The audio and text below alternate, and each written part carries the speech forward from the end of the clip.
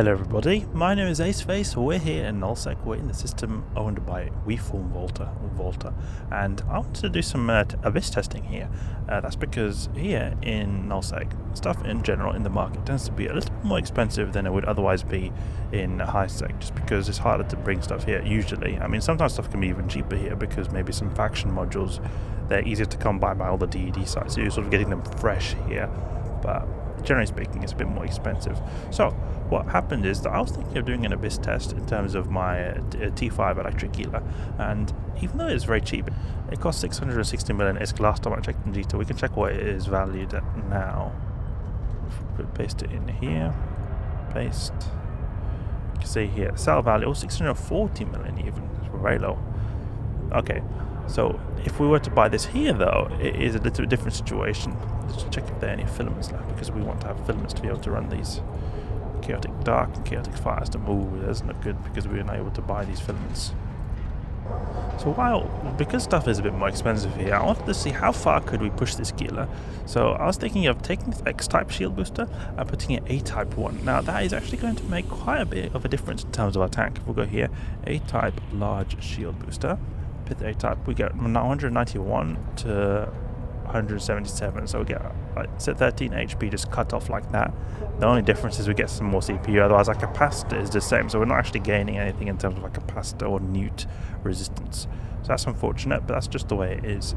So I wanted to test this out. We can't test this here in Nullsec, unfortunately, because it seems like we do not have any T5 electric, so we're going to test this fit then on the test server instead, a lot easier that way. So we'll go on the test server now. Okay, there we go, I'm on the test server. I've got the ship ready to roll. I have to clean the ship though quickly and put the good skin, the good skin is on, and move ourselves to a system which allows high tier Abyss filaments. We can go to the MOE. So we'll check what the value of this one is here now. 617 million, that's pretty good, I would say, for T5. But I have a feeling that it might not work because my fit previously in the T5 electric was quite borderline on tank. I think it might be too borderline here. And it's not like a big... Oh, we forgot the filament. Silly me. What we've shaved off is about like 30 million ISK. It's not a whole lot of ISK, and it's just purely from our tank. ISK, we've traded in ISK for tank. So, to be honest, I don't think it is the best idea to do. I would say just save up the extra 30 million ISK and go with the X-type. A lot better idea to go for that. But I wanted to here I feel like the main purpose, I want to just see how far we can push this kind of fit, what we can push here. The value of the tank is not as high. It's about like 500 something DPS Omni tank when you factor in the abyssal filament. So I would still say it is pretty on the low end for T5. I prefer to have at least 600 Omni tank for T5 Abyss fits. Okay, that is the wrong citadel. Oh, never mind, it is not the wrong citadel. Oh, then I undock. It's very confusing because I thought it didn't update here. It was saying system or station. Look, now it still says station even though we've left the citadel. Okay, now give me the T5. There we go.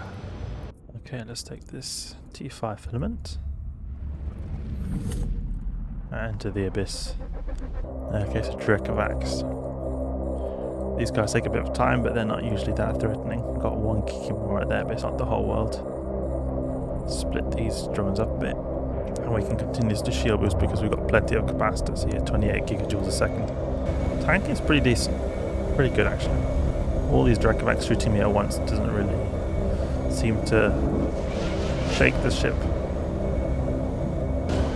DPS is not particularly high, so you can see they are repping up a little bit actually. Probably should focus on one instead, that's a lot better. I don't have focus on this one instead because their reps are too high, so it's barely doing anything to their HP. Seems like the tank is holding up just fine.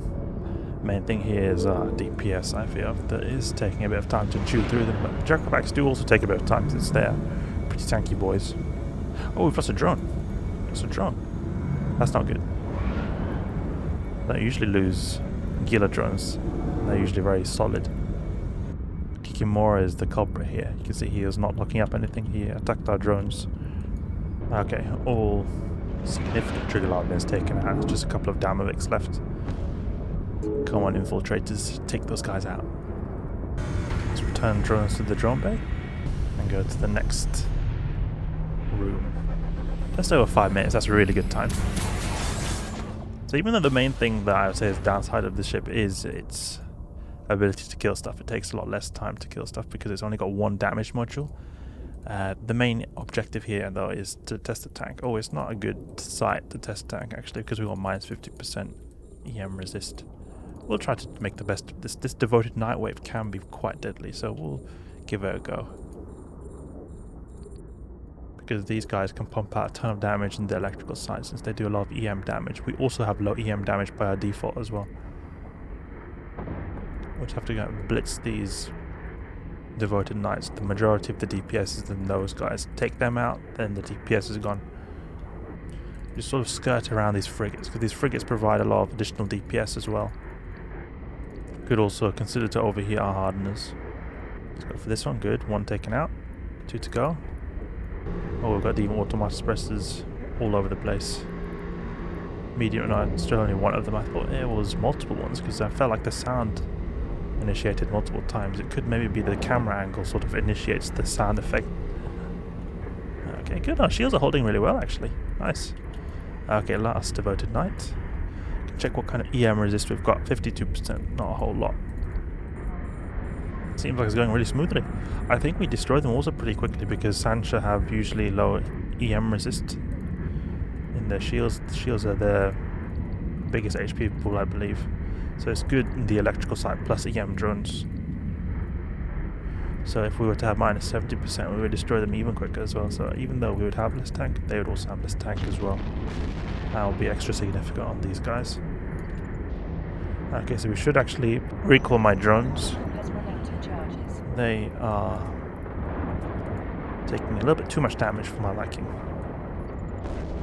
Great, we handled that wave like a champ, no problem at all. And you know, we could also always have been able to overheat our multispectrum shield hardeners as well as our shield booster. And we could also carry, in fact, some cheap boosters. We're not doing that. We could carry some very cheap basic boosters. Let's double check here that I'm not carrying any cheaty implants. No, that's not the case. It'd be quite funny, like, oh, I'm doing a cheap Gila fit and I got a full high grade crystal set. But that is also a valid tactic to have really big implants and cheap ship, because say you die, you're still like to a gank, that is, then it's unlikely that you're going to lose your pods. So you're going to be able to have more gankless sort of ship capabilities. It's mainly your ship that is be able to be ganked, and that's cheap. Implants are a bit safer.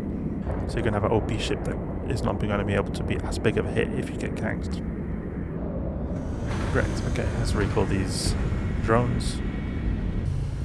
Next room. The ones that I worry most about, Charybdis Tyrannos can do a ton of damage. Also, the Concord rooms, they can also hit pretty hard. And these kind of waves, like the rogue drone waves, no problem. Though they can pose a bit of a threat when they get on top of you. They can actually hit really hard, especially if they are using the optimal damage type against you as well. So say if they do a bunch of spark lances, which there's only a few of them here, but those guys will actually hit pretty hard when they get very close to us. But there's a big tachyon cloud, so it doesn't seem like there's going to be a very good opportunity to fight them here. Or we could actually even stay around this medium range even automatic suppress, and then they're going to destroy themselves. Oh, we had a small boost from the tachyon cloud. They see that 1.4k a second. And we could use our own drones in the deep automatic suppressor because this is a medium ranged one. So it doesn't do as much damage as the short range one. And we've got very tanky drones, so they could survive for a short period of time. And we can spread out the DPS as well. Quite a few rogue drones we've got here. But if you have a short range one, then you can just go to it, not even have to deploy your drones, and they'll fall very quickly, these guys. That's an easy rogue drone wave.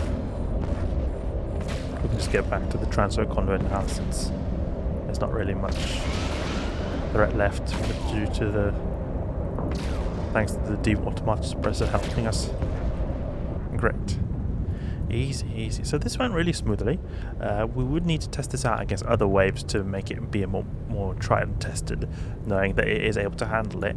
I can imagine it would be able to handle it if you overheat this, put some basic boosters in. You can save 30 million ISK on this ship.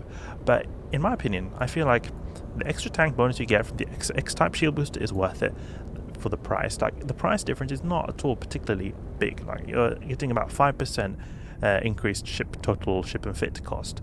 But you are getting also a pretty decent amount of extra shield boosting capabilities as well.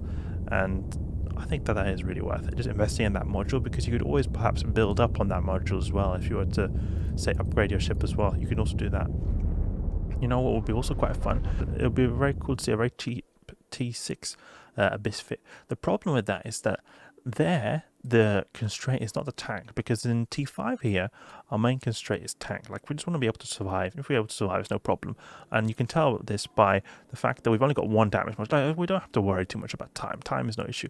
But when we come to T6 Abyss, it gets a bit more complicated, because here we suddenly have to worry about time as well, because there's a lot more enemies, and we have to sort of maximize our capabilities of destroying them really quickly, because otherwise we will die to time as well as tank. So we need both high DPS and we need high tank. Those are two things that are a little bit more difficult to combine with each other when you're going with a cheaper fit. I might anyway try it out, seeing if we can find some relatively cheap T6 fits, but I think it is going to be significantly more difficult than the T5s, just because of us being more constrained in terms of the time. But until then, a successful test here. Gila, solid in the T5 electrics. I understand why the T5 electric filaments tend to cost a lot, because they're a lot easier to run. You get that really good capacitor bonus. Hope you guys enjoyed the video. Hope you guys learned something new. If you did, please leave a like and subscribe. I'll catch you guys later.